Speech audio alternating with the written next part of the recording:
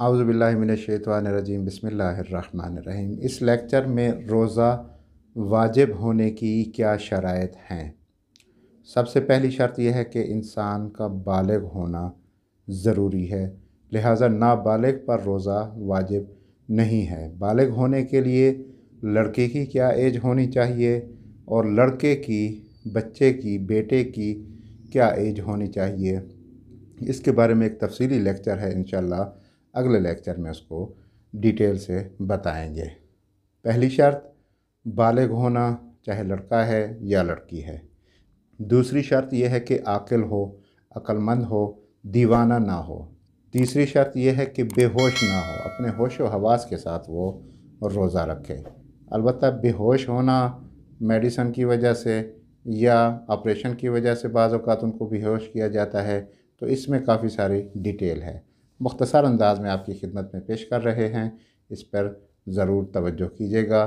तीसरी शर्त बेहोश ना हो, अपने होश व हवास के साथ इंसान रोज़ा रखे। चौथी शर्त यह है कि अगर औरत है तो उसको हैज़ और निफास से पाक होना चाहिए।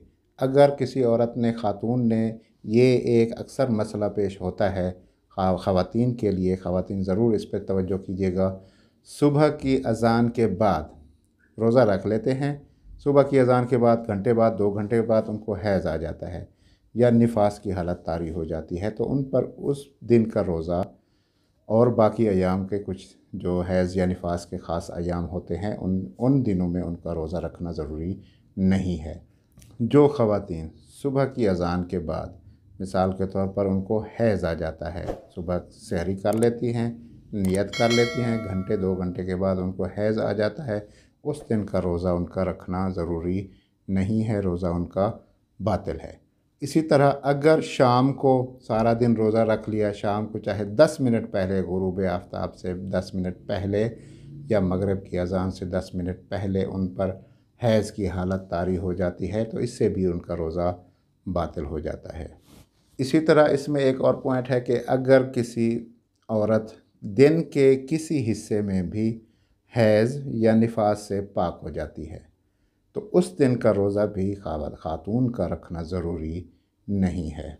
कुछ ख़वातीन हैज़ को रोकने के लिए मेडिसन इस्तेमाल करती हैं, तो वो मेडिसन इस्तेमाल कर सकती हैं, रोज़ा उनका सही है।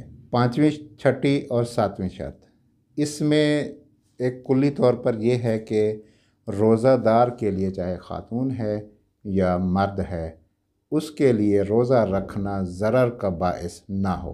मिसाल के तौर पर कुछ मरीज़ हैं जिनका जो रोज़ा रखते हैं तो उनकी बीमारी में इजाफ़े का बाइस है, उनके लिए इंतहाई शदीद किस्म के हालत तारी हो जाती है, तो इस हालत में, इस शर्त में उनका रोज़ा रखना ज़रूरी नहीं है। इनकी डिटेल है, मैं आपकी खिदमत में पेश कर देता हूँ।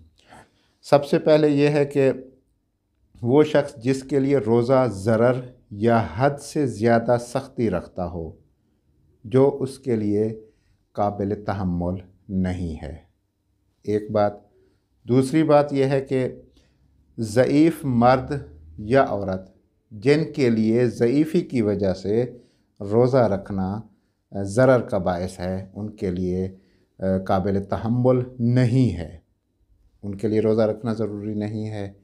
तीसरा पॉइंट, जो शख्स प्यास की बीमारी में मुब्तला है, एक शख्स है, मर्द है या ख़ातून है, वो उनको प्यास इंतहाई ज़्यादा लगती है, खुश्कियाँ हो जाती हैं, मुंह में, गले में खुश्की हो जाती है, रोज़ा नहीं रख सकते, तो भी इनके लिए भी रोज़ा रखना ज़रूरी नहीं है।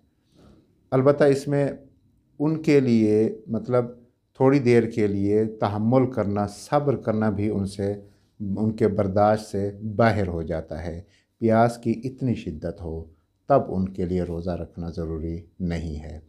चौथा पॉइंट इसमें यह है कि वो ख़ातून जो हमल की सूरत में है और रोज़ा उसके लिए रखना नुकसान का बायस है, ख़ुद ख़ातून के लिए या वो बच्चा जो उसके पेट में है उसके लिए रोज़ा रखना शिद्दत का बायस है, तकलीफ़ का बायस है, तो भी वो रोज़ा नहीं रख सकती। 8वीं शर्त ये है, ये 5वीं, 6ठी और 7वीं शर्त आपकी खिदमत में पेश की थी। 8वीं शर्त ये है कि मुसाफिर ना हो। जिस पर नमाज कसर है उस पर रोज़ा भी कसर है, रोज़ा रखना ज़रूरी नहीं है।